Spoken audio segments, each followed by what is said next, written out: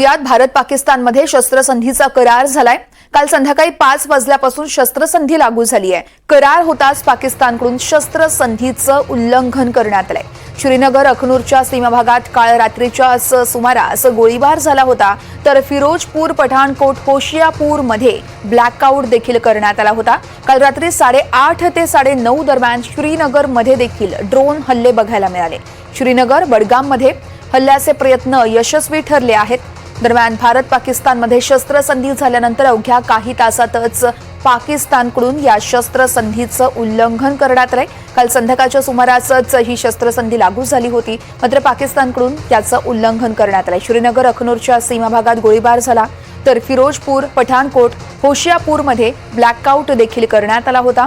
8:30 ते 9:30 दरम्यान काल रात्रीची ही सगळी घटना आहे। काल रात्री 8:30 ते 9:30 दरम्यानच्या श्रीनगरमधील काही भागात ड्रोन हल्ले बघायला मिळाले, तर श्रीनगर, बडगाममध्ये हल्ल्याचे प्रयत्न हे अयशस्वी ठरवलेत। भारतीय सेनेकडून चोख असं प्रत्युत्तर देण्यात आलंय। भारत और पाकिस्तान के डीजीएमओज के बीच जो पिछले कुछ दिन से चल रही सैन्य कार्रवाई को रोकने का समझौता आज शाम को हुआ था। पिछले कुछ घंटों से इस समझौते का पाकिस्तान की ओर से घोर उल्लंघन हो रहा है। भारतीय सेना जवाबी कार्रवाई कर रही है और इस सीमा अतिक्रमण से निपट रही है। ये अतिक्रमण अत्यंत ही निंदनीय है और पाकिस्तान इनके लिए जिम्मेदार है। हमारा मानना है कि पाकिस्तान इस स्थिति को ठीक से समझे और इस अतिक्रमण को रोकने के लिए तुरंत उचित कार्रवाई करे। सेना ने इस स्थिति पर कड़ी नजर रखी हुई है और उसे किसी भी अतिक्रमण से निपटने के लिए ठोस और सख्त कदम उठाने के लिए आदेश दे दिए गए हैं। आणि या संदर्भात अधिक चर्चा करण्यासाठी निवृत्त lieutenant colonel Satish Dhage sir आहेत आपल्यासोबत। सर, आपल्या एनडीटीव्ही मराठीमध्ये खूप खूप स्वागत आहे। आपण पाहतोय पाकिस्तान युद्धबंदी स्वीकारण्यास खरंच तयार आहे का, हा प्रश्न उपस्थित केला जातोय। कारण काल संध्याकाळच्या सुमारास 5च्या सुमारास ही शस्त्रसंधीची घोषणा करण्यात आली आणि अवघ्या 3 तासातच पाकिस्ताननं शस्त्रसंधीचं उल्लंघन केलंय। तुम्हाला काय वाटतंय सर यावर? पाकिस्तानचा आतापर्यंतचा इतिहास पाहता खरोखरच हे शस्त्रसंधी जी त्यांनी केलेली आहे तो त्याला कंटिन्यू करेल का, तर त्याचं उत्तर जे आहे नकारार्थी येण्याची शक्यता त्या ठिकाणी जास्त आहे। पण मुळात जर आपण म्हणजे काही गोष्टी ज्या आहेत त्या ऍब्सोल्युटली क्लिअर केल्या पाहिजे। सुरुवातीपासून आपलं हे जे ऑपरेशन सिंदूर होतं त्यामध्ये भारत सरकारनं जी भूमिका ठेवली होती, आपला लढा जो आहे तो दहशतवादाच्या विरुद्ध आहे। बरोबर। आणि दहशतवादाविरुद्धच्या या लढाईमध्ये जर त्याला सपोर्ट करणारं पाकिस्तानचं लष्कर असेल, पाकिस्तानचा ISI असेल आणि त्या अनुषंगानं आपण तो जो पहिला फेज 1 केला ज्यामध्ये टेररिस्ट हाईडआउट्स बस्ट केले आणि त्यानंतर पाकिस्ताननं हल्ला केल्यानंतर आपण स्पष्टपणे सांगितलं की आमची ऍक्शन जी असणार आहे ती रेसिप्रोकल, रिस्ट्रेंड, लिमिटेड अशा प्रकारची ऍक्शन असणार आहे। म्हणजे पाकिस्तान ज्या प्रकारे कारवाई करेल त्याला आम्ही तशाच भाषेमध्ये उत्तर त्या ठिकाणी देऊ। पाकिस्ताननं स्वतःहून जर सांगितलं की आम्हाला जे आहे, कारण डीजीएमओ पाकिस्तान यांनी जे आहे रिक्वेस्ट केली आणि त्याच्या आधारावर आम्ही शस्त्रसंधी करण्यासाठी तयार आहोत, तर आम्ही सुद्धा जर तुम्ही शस्त्रसंधी केली, तुम्ही हल्ला केला नाही, तर आम्ही सुद्धा हल्ला करणार नाही, हे इतकं त्या ठिकाणी स्पष्ट होतं, कारण तशीच आपली भूमिका त्या ठिकाणी होती।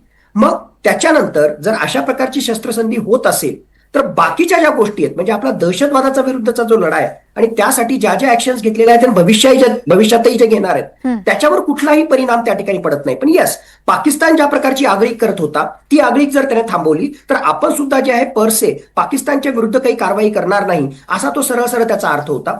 पाकिस्ताननं जे आहे शस्त्रसंधीचं उल्लंघन काल मध्यरात्रीच्या आधीपर्यंत त्या ठिकाणी केलं होतं आणि नक्कीच त्याला जे आहे आपण रिस्पॉन्स सुद्धा त्यांचे ड्रोन पाडण्याच्या माध्यमातून असेल किंवा जे सगळे एरियल टार्गेट्स होते त्याला न्यूट्रलाइज करण्याच्या माध्यमातून आपण त्या ठिकाणी केले। पण आता खरं आपल्याला हे पाहणं आवश्यक आहे की भारतानं जर ही शस्त्रसंधी त्या ठिकाणी मांडली असेल तर सगळ्यात महत्वाचं कुठल्या अटी शर्तीवर ते मांडलेली आहे। आणि मला वाटतं की नक्कीच या अटी शर्ती भारताच्या फेवरमध्ये असणाऱ्या अटी शर्ती आहेत। मुळात आपला जो दहशतवादाविरुद्धचा लढा आहे, मग खरोखरच पाकिस्तानमध्ये जे दहशतवादी आहेत आणि त्यांच्याशी संबंधित आपण डॉझियर इन्फॉर्मेशन दिलेली आहे, ते दहशतवादी पाकिस्तान आपल्याला जे आहे परत करणार आहे का? त्यामध्ये जे आहेत वेगवेगळ्या प्रकारचे जे टेररिस्ट इन्फ्रास्ट्रक्चर आहे ते उद्ध्वस्त पाकिस्तान स्वतःहून करणार आहे का, त्यांना फंडिंग बंद करणार आहे का, नेमकं काय होतं हे आपल्याला दहशतवादाविरुद्धच्या लढाईमध्ये जर या अटी शर्ती त्या ठिकाणी असल्या तर माझ्या मते जे आहे ऍडव्हान्टेजेस सिच्युएशन आहे. आणि जर या अटी शर्ती त्या ठिकाणी नसतील तर आपण कुठेतरी कमी पडलो. आता याच्यात खूप वेगवेगळे कांगोर आहेत, वेगवेगळे अँगल्स त्या ठिकाणी आहेत. आणि बऱ्याच वेळेस एक असं त्या ठिकाणी म्हटलं जातं की भारताचा इतिहास जर आतापर्यंत लक्षात घेतला तर आपण युद्धात जे जिंकलेलं आहे ते आपण कुठेतरी तहामध्ये त्या अग्रीमेंटमध्ये त्या ठिकाणी हारत असतो. अशी अपेक्षा आहे की यावेळेस ज्या प्रकारची जबरदस्त सामरिक एक प्रकारची ऍडव्हान्टेजची पोझिशन आपण पाकिस्तान विरुद्ध निर्माण केली होती काही मिनिटांच्याच कारवाईमध्ये, ती पोझिशन जी आहे तहाच्या माध्यमातून या सीज फायरच्या माध्यमातून आपण त्या ठिकाणी लूज करू नये. तुमचा मूळ प्रश्न जो होता की अशा प्रकारचं सीज फायर राहील का, मला जे आहे याच्याविषयी साशंकता आहे. 3 तास राहणारं हे जे सीज फायर जे आहे हे जर त्या ठिकाणी टिकू शकत नसेल आणि एकूणच पाकिस्तानचा इतिहास आणि पाकिस्तानची सगळी कंडिशन पाहता येणाऱ्या काळामध्ये हे काही फार काही टिकेल असं मला त्या ठिकाणी वाटत नाही. पण आज घडीला एक प्रकारे हा जो संघर्ष होता हा संघर्ष थांबवण्यासाठीचा हा स्वल्प विराम आहे असं मला वाटतं. हा पूर्ण विराम नक्कीच नाही. भारतानं आपल्या बाकीचा दहशतवादाविरुद्धचा लढाई थांबवलेला नाही किंवा जे महत्वाचे आपण नॉन कॅनेटिक ऍक्शन घेतले होते ते सुद्धा जे आहेत कुठेच थांबवलेले नाही. म्हणून हा स्वल्प विराम आहे. शस्त्रसंधी म्हणजे स्वल्प विराम असं मला स्पष्टपणे वाटतं. सर, मग सिंधू जल कराराचं नेमकं काय होईल? भारत तो पुनर्संचयित करेल की मग पाकिस्तानला पाणी देण्यास पुन्हा एकदा सुरुवात करेल? नेमकं काय? माझ्या मते जे आहे ते इन अबेन्सच आहे. म्हणजे सरळ सरळ आपण तो स्थगित केलेला आहे. बाय द वे आपण तो टर्मिनेट केलेला नाही, स्थगित केलेला आहे आणि तो स्थगितच राहणार आहे. माझं जे अंडरस्टँडिंग आहे आणि माझ्या मते भारत सरकारची सुद्धा हीच भूमिका असावी, यामध्ये तसूभरही कुठे फरक त्या ठिकाणी नसावा, की मुळात आपण पहिल्यापासून जी क्लॅरिटी त्या ठिकाणी दिली होती की पाकिस्ताननं जर हल्ला केला तर आम्ही त्याला जे आहे तशाच भाषेमध्ये रिस्पॉन्ड करू. मग पाकिस्ताननं हल्ला थांबवला म्हणून आम्ही ही शस्त्रसंधी जी आहे त्यांनी शस्त्रसंधीची मागणी केली आणि तशा प्रकारे जर ते वागले तर आम्ही सुद्धा जे आहे शस्त्रसंधी त्या ठिकाणी पालन करू. आम्हाला पाकिस्तानशी युद्ध करायचं नाही. आमचं युद्ध जे आहे ते दहशतवादाविरुद्ध आहे आणि त्याच्यामध्ये जे जे येतील त्यांच्या विरुद्ध आमचं युद्ध आहे. मग हा जो आहे फक्त शस्त्रसंधी हा फक्त आणि फक्त पाकिस्तानच्या लष्करी कारवाया याच्या संबंधितच आपण त्या ठिकाणी एक प्रकारची जी शस्त्रसंधी केलेली आहे आणि तेही त्याचे डिटेल्स 12 मेला 12 वाजता जी डीजीएमओची बैठक होईल त्यामध्ये बाकीचे डिटेल्स सगळे त्या ठिकाणी चर्चिले जातील आणि बाकीच्या गोष्टी त्या ठिकाणी येतील. बाकीच्या नॉन कायनेटिक ऍक्शन आपण त्या ठिकाणी घेतलेल्या आहेत त्यामध्ये कुठेही तसूभरही फरक झालेला नाही आणि भारत सरकारनं सुद्धा जे आहे त्याच्याविषयी कुठेही कॉमेंट केलेलं नाही.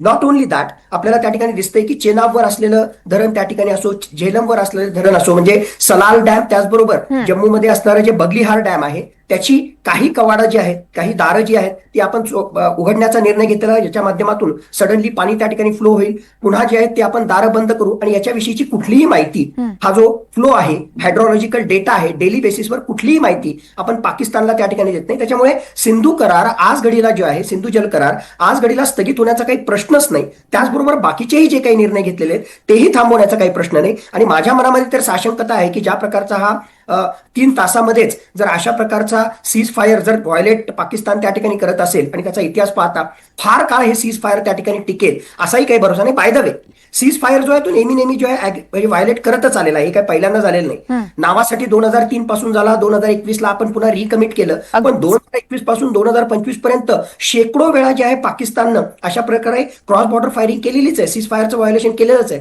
म्हणून काय मागच्या 2च दिवसात तो सीज फायरचं व्हायोलेशन करतोय अशातला बिलकुल भाग नाही.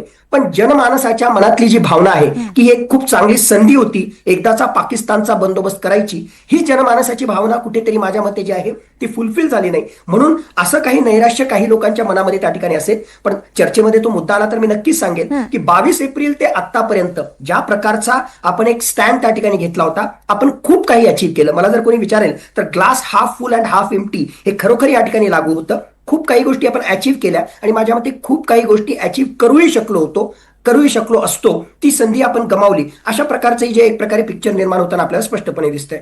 सर, मग शस्त्रसंधीचा परिणाम हा पाकिस्तानी विजावर होण्याची शक्यता आहे का? पाकिस्तानी विजा आता रद्द होणार नाही असं आहे का? किंवा मग अटारी वाघा बॉर्डर बद्दल जर बोलायचं झालं तर ती देखील उघडली जाईल का? आज घडीला माझ्या मते ज्या नॉन कायनेटिक ऍक्शन्स आपण घेतल्या होत्या, म्हणजे या कायनेटिक ऍक्शन म्हणजे मिलिटरी ऍक्शन, ऑपरेशन सिंदूरच्या फेज 1 पासून आतापर्यंत आणि त्या अनुषंगानं पाकिस्तानचं लष्कर आपल्या विरुद्ध, लष्कर म्हणजे arm forces, army, navy, air force, ज्या प्रकारची आपल्या विरुद्ध त्या ठिकाणी कारवाई करत होतं, माझ्या मते फक्त त्याला स्वल्पविराम, मी तर पूर्णविराम सुद्धा म्हणायला त्याला तयार नाही. इव्हन लष्करी कारवाईमध्ये सुद्धा जे आहे मी त्याला पूर्णविराम म्हणायला तयार नाही, तोच फक्त स्वल्पविराम आहे. कारण हे सगळं जे आहे पाकिस्तानवर डिपेंडंट आहे आणि पाकिस्तानचा इतिहास पाहता आणि आता सुद्धा ज्या प्रकारची पाकिस्तानची भाषा आहे, हा सुद्धा स्वल्पविराम फार काळ टिकेल की नाही याच्याविषयी माझ्या मनात साशंकता आहे. As far as non kinetic actions are concern, मग त्यामध्ये सिंधू जल करार असेल, ज्यामध्ये तुम्ही म्हटले की ट्रेडशी संबंधित, व्यापाराशी संबंधित आपण घेतलेला काही निर्णय असेल, अटारी वाघा बॉर्डरशी संबंधित ते जॉईंट चेकपोस्ट बंद करण्याचा निर्णय त्या ठिकाणी असेल, व्हिसाशी संबंधित निर्णय असेल, या निर्णयावर कुठलाही परिणाम या सीज फायरमुळे होणार नाही. पण जर आपण चर्चेच्या माध्यमातून याला जर त्याच्याशी संबंधित जर चर्चा करत असू तर तो पुढचा भाग आहे. पण मला स्पष्टपणे वाटतं की भारत अमेरिकेच्या दबावामध्ये येऊन या नॉन कायनेटिक ऍक्शनला जे आहे कॉम्प्रोमाइज करणार नाही. पाकिस्ताननं काहीही दावे करू, इव्हन काश्मीरचा प्रश्न सुद्धा जे आहे पुन्हा एकदा चर्चा करण्याचा दावा जो आहे तो नवाज शरीफ यांच्याद्वारे केला जातोय. डोनाल्ड ट्रम्प पण आपली जे आहे गवगवा करण्यासाठी त्यांच्या ट्विटमध्ये तसं त्या ठिकाणी लिहितात. पण माझ्या मते भारताची भूमिका स्पष्ट असेल. नॉन कायनेटिक ऍक्शनच्या बाबतीत म्हणजे हा स्वल्पविराम जो मिलिटरी ऍक्शनशी संबंधित आहे त्याच्याशी संबंधित सोडून बाकी कुठल्याही बाबतीत आपली पाकिस्तानशी चर्चाही होणार नाही आणि आपण त्याला कॉम्प्रोमाइज पण करणार नाही. सर, आपण बघितलं तणावपूर्ण जेव्हा वातावरण निर्माण झालं होतं तेव्हा IPL सामने हे अनिश्चित काळासाठी रद्द करण्यात आलेत. त्यामुळे आता भारतात IPL पुन्हा सुरू होईल का आणि भारतात येणारी किंवा मग जाणारी विमानसेवा ही पुन्हा सुरू होईल का? विमानसेवा माझ्या मते नक्कीच येणाऱ्या काही काळामध्ये सुरू त्या ठिकाणी होऊ शकेल.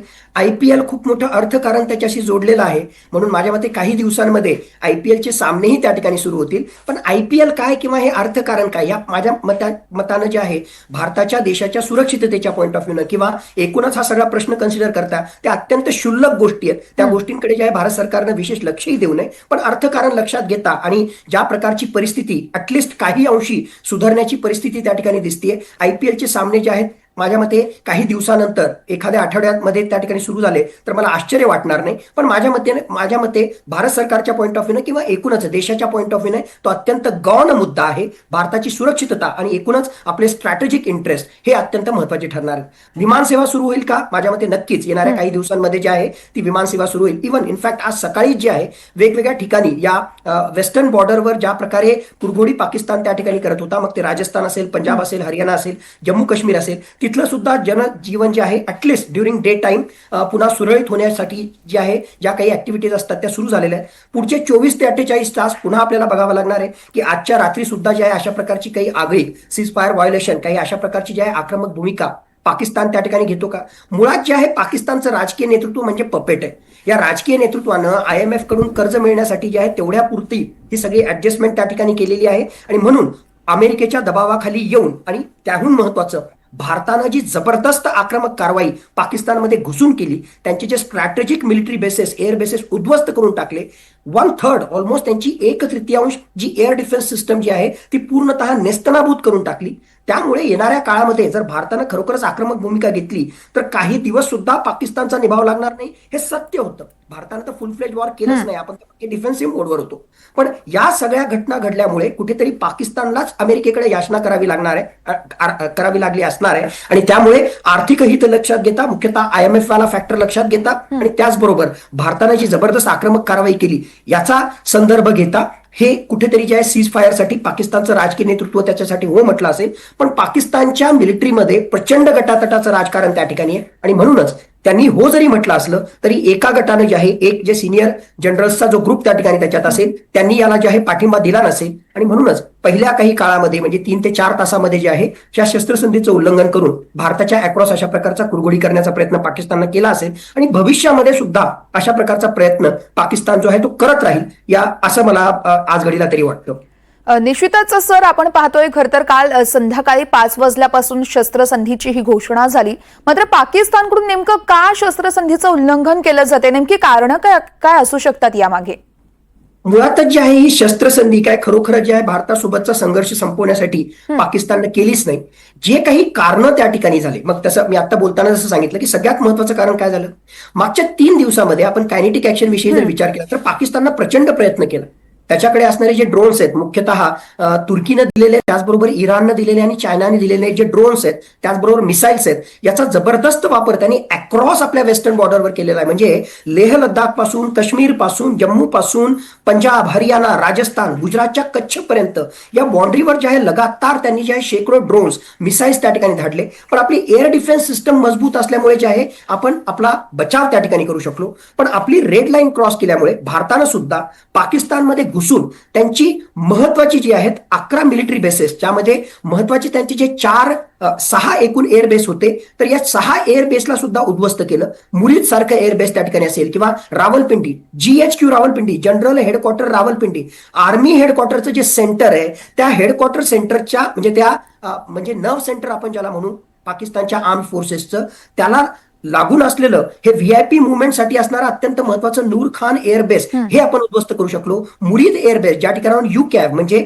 अनमॅन्ड कम्बॅट एरियल व्हेकल्स, वेगवेगळ्या प्रकारचे मिसाईल्स हे त्या ठिकाणी साठवलेले आहेत आणि तिथून या विमानांच्या माध्यमातून ते पाठवले जातात. त्यातला जे आहे आपण पूर्ण तहस नहस त्या ठिकाणी करू शकलो. रफिकी जो एअरबेस आहे त्याला तहस नहस केलं. मग हे स्ट्रॅटेजिक एअरबेस, त्याचबरोबर त्यांची radar system, air defence system, almost 1/3 air defence system आपण पूर्णतः जी आहे त्यांची उद्ध्वस्त केली. मग काही मिनिटांमध्येच भारत जर अशा प्रकारची कारवाई करू शकतो आणि ज्या प्रकारच्या एक प्रकारे जे आहे भारत आणि पाकिस्तान यांच्यातला संघर्ष हा एस्केलेट होऊ लागला होता, पाकिस्तानला कळालं की जे आहे लिटरली पुढच्या काही दिवसातच जे आहे पूर्णच्या पूर्ण खात्मा होईल. मग हा जबरदस्त दबाव होताच, प्लस त्याच्यासोबतच IMFचं जे आहे कर्ज घेण्यासाठी अमेरिकेनेही त्या ठिकाणी दबाव त्या ठिकाणी टाकलेला असेल. आणि मला वाटतं ही पाकिस्तानची स्ट्रॅटेजीच होती. जितकं आपण जास्त अशा प्रकारचा जो आहे सामान्य लोकांवर, निष्पाप लोकांवर हल्ला करू, जितकं जे आहे आपण जास्तीत जास्त हा भडका युद्धाचा उडवण्यासाठी जो आहे त्या ठिकाणी प्रयत्न करू, तितकं जे आहे आंतरराष्ट्रीय मध्यस्थी लवकर होऊ शकेल आणि आंतरराष्ट्रीय मध्यस्थीच्या माध्यमातूनच भारताला जे आहे आक्रमकतेपासून आपल्याला रोखता येईल. ही जी आहे माझ्या मते पाकिस्तानची एकुलती एक स्ट्रॅटेजी होती आणि काही अंशी मला वाटतं पाकिस्तान त्याच्या स्ट्रॅटेजीमध्ये यशस्वी झाला. पाकिस्तान यशस्वी झाला का अयशस्वी झाला याच्यामध्ये आपल्याला इंटरेस्ट नाही. माझ्या मते मला जर कोणी विचारेल तर आपल्याला एकाच गोष्टीमध्ये इंटरेस्ट असावा, मूळतः आपलं हे युद्ध पाकिस्तान विरुद्ध आपण छेडलंच नाही. आपलं युद्ध जे आहे ते दहशतवादाविरुद्ध आहे. आणि मग या दहशतवादाविरुद्धच्या लढाईमध्ये जर पाकिस्तानचं लष्कर येत असेल, ISI येत असेल, तर त्याचाही पूर्णपणे बंदोबस्त करण्याची आपली तयारी असावी. म्हणून या दहशतवादाविरुद्धच्या लढाईला कुठेही त्या ठिकाणी खंड पडता कामा नये. स्वल्पविराम जर भारत पाकिस्तान संघर्षामध्ये आला असेल तर चांगलीच गोष्ट आहे ना, यात वाईट वाटण्यासारखं काय. युद्धामधून जे आहे कोणाचंच भलं होत नाही. पाकिस्तानचं तर जे आहे बर्बादी होणारच आहे, पण भारताचंही प्रचंड नुकसान होणार आहे. भारतालाही प्रचंड खर्च करावा लागणार आहे. आज जे आहे महाराष्ट्रामध्ये बसून स्टुडिओमध्ये बसून किंवा घरून AC केबिन मध्ये बसून जे आहे या ठिकाणी बोलणं खूप सोपं असतं. बाँड्रीचे जे विलेजेस आहेत त्यांच्यावर काय म्हणजे उनके ऊपर क्या बीत रही होगी, कशा परिस्थितीमधून ते जात आहेत, ज्या 16 निष्पाप नागरिकांचे जीव गेले क्रॉस बॉर्डर फायरिंग मध्ये, त्यांना विचारा की जे आहे अशा प्रकारचा संघर्ष कशा प्रकारे जे आहे त्यांचं जीवन जे आहे कशा प्रकारे कॉम्प्रोमाइज त्या ठिकाणी करतो, किती हलाखीच्या परिस्थितीमधून त्यांना जावं लागतं. आर्म्ड फोर्सेस आणि त्यांची फॅमिली ते कशा प्रकारे जे आहे टेन्शन मध्ये असतात. या सगळ्या गोष्टी कन्सिडर करता युद्ध हे सोल्युशन नसतं. पण आमची सिक्युरिटी लक्षात घेतली आणि आमची जे प्रायोरिटीज, आमचे जे ऑब्जेक्टिव्ह आहेत त्या अनुषंगानं आम्हाला युद्ध जरी करावं लागलं तरी फुल फ्लेज वॉरसाठी आपण पूर्णतः तयार आहोत. फक्त पूर्णतः तयार नाही, पाकिस्तानला जे आहे पूर्णतः नेस्तनाबूत करण्याची क्षमता आपल्याकडे आहे आणि त्याची चुणूक मागच्या 3 दिवसामध्ये ऑलरेडी आपण सगळ्या जगाला दाखवलेली आहे. निश्चित. सर, एक अगदी शेवटचा प्रश्न आहे. दोन्ही देशांचे DGMO हे चर्चा करणार आहेत. त्रयस्थ ठिकाणी ही चर्चा होईल असं सांगितलं जात आहे. नेमकी कोणत्या ठिकाणी ही चर्चा होण्याची शक्यता वर्तवली जाते आणि कधीपर्यंत ही चर्चा होऊ शकते? 12 मेला 12 वाजता जे आहे ऑलरेडी, तेव्हा DGMOची म्हणजे पाकिस्तानचे डिरेक्टर जनरल मिलिटरी ऑपरेशन आणि भारताचे डिरेक्टर जनरल मिलिटरी ऑपरेशन आणि आमचे काही सिनियर ऑफिसर्स यांच्यामध्ये चर्चा होणार आहे. ही DGMOची चर्चा जी आहे ती त्रयस्थ ठिकाणी नाही होणार, न्यूट्रल ठिकाणी नाही होणार, ती भारतामध्ये किंवा पाकिस्तानमध्ये होणार. जस्ट एका म्हणजे हा रेफरन्स देण्यासाठी, भारत आणि चीन यांच्या LAC वर ज्यावेळेस अशा प्रकारचा संघर्ष सुरू होता, एकदा नाही दोनदा नाही 21 वेळा DGMO लेव्हलवर किंवा लेफ्टनंट जनरल स्तरावर आपली आर्म फोर्सेसच्या दरम्यान चर्चा त्या ठिकाणी झाली. ती आयदर चुशूलमध्ये झाली किंवा जे आहे पाकिस्तानच्या मोल्डोमध्ये, चायनाच्या मोल्डोमध्ये, म्हणजे चुशूल किंवा मोल्डो चायनाच्या किंवा भारताच्या भागामध्ये त्या ठिकाणी झाली. तर ही जी चर्चा होणार आहे DGMO भारत आणि पाकिस्तान, ही सुद्धा आयदर भारत किंवा पाकिस्तान यांच्या बाउंड्रीच्या ठिकाणी त्या ठिकाणी होईल, ती त्रयस्थ ठिकाणी होणार नाही. अमेरिकेचा दावा आहे की बाकीच्या सगळ्या गोष्टींसाठी जे आहे एका न्यूट्रल लोकेशनला बाकीच्या गोष्टींवर चर्चा करू, काश्मीरचा मुद्दा सुद्धा त्या ठिकाणी चर्चा करू. माझ्या मते याच्यामध्ये कुठलंही तथ्य नाही आणि भारत सुद्धा जे आहे ओपनली अधिकृतरित्या याला ऍक्सेप्ट करणार नाही. काश्मीर हा इंटिग्रल कॉम्पोनंट आहे आहे भारताचा, ही भारताची पहिल्यापासून भूमिका आहे आणि याला कुठेही कॉम्प्रोमाइज भारत येणाऱ्या काळामध्ये करणार नाही अशी माझी ठाम भूमिका आहे. फक्त हा स्वल्प विराम आहे, हे पुन्हा एकदा मी या अनुषंगानं रिपीट करतो, भारत आणि पाकिस्तानच्या संघर्षामधला. निश्चितच सर, त्यामुळे आता 12 तारखेला होणाऱ्या या चर्चेमधून काय मार्ग निघतोय हे बघणं अतिशय महत्त्वाचं असेल आणि त्यानंतर देखील तुमच्याकडून सगळे अपडेट आम्ही सातत्यानं जाणून घेत राहू. तुर्तास धन्यवाद तुम्ही केलेल्या या सखोल विश्लेषणासाठी.